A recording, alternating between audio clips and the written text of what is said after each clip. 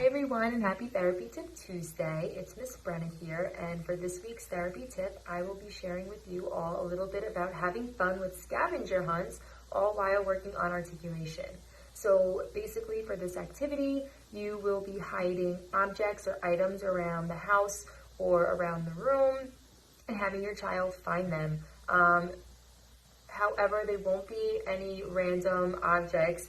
For the purposes of articulation, they will be objects or items that have your child's target sound within them. So today I have with me to share with you a scavenger hunt activity I made and I use in therapy with the kids that they really seem to enjoy. So the object that I chose to hide were gold coins. And I made this activity back in March near St. Patrick's Day, so I thought it would be cute to have the kids go look for lucky gold coins around the room. So yeah, as you can see, there's like a little clover in the middle. Now, these aren't just gold coins. If you turn them around, they have objects or pictures of animals or objects that have their target sound in them. So the child that I was working with happened to be working on the G sound in all positions of words. So for example, on the back of this one, it's a picture of a gorilla. Another example, this coin has tiger, and this coin happens to have flag. So those three words all have the G sound in the initial, medial, and final positions of words. So all you have to do to create these is to print out a picture of any object or item that you want to hide. In this case, it was coins, and then I laminated them to make them durable and long-lasting. You don't have to laminate them. It's totally up to you. You can always just cut them out and print them and place them around the house. Then you will have to find different pictures or items to put on the back. I Velcroed them. You don't have to Velcro them. Let's say your child is just working on one sound.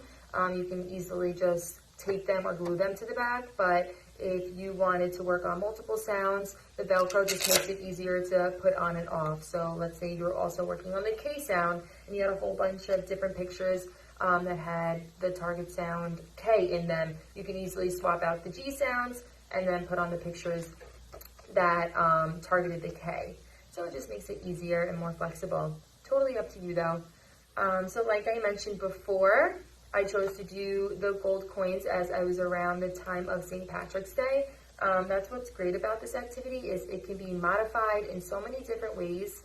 You can choose any objects that can be motivating for your child. So if your child really likes cars, you can print out a whole bunch of different cards and have them go find all the different cars around the house.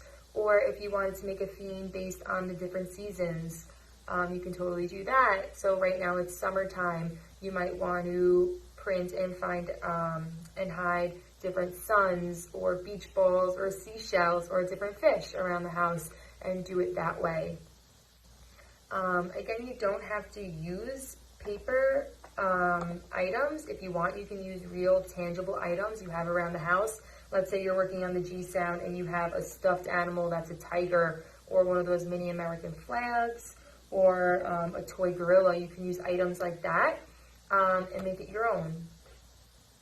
Another layer of fun you can add to this activity is by turning the lights off and giving your child a flashlight to help them find the missing coins. Or you can give them a mini magnifying glass so they can look around the room and try to find whatever you're hiding and really get into character. Sometimes once the kids find all the coins and they practice all their target sounds, I find that they like to hide the coins or the objects themselves and then they make me go find them. So it's just another way to have a little fun and put a little fun into it. This is a great activity because it also helps those kiddos get up and moving. Research suggests that movement helps to stimulate the brain and helps to enhance energy within the body, promoting an increase in success. So that's just another plus to this activity. I also like to mention that not only you can use this activity to target articulation, but you can also use it for different language skills. as well. So you can work on WH questions by writing them on the back of the card, and you can hide the coins. Once they find the coins, have them read the WH question, or you read the group WH question to them and have them answer it. And you can also use that same way for yes/no questions, or even synonyms and antonyms, and so on. So, for example, if you wanted to work on synonyms and antonyms, you might write a word on the back of the card that says cold, and then you hide the item, and then once they find that, you can ask, what's an antonym for cold? And you can elicit a response that way. You can also work on sequencing with this activity.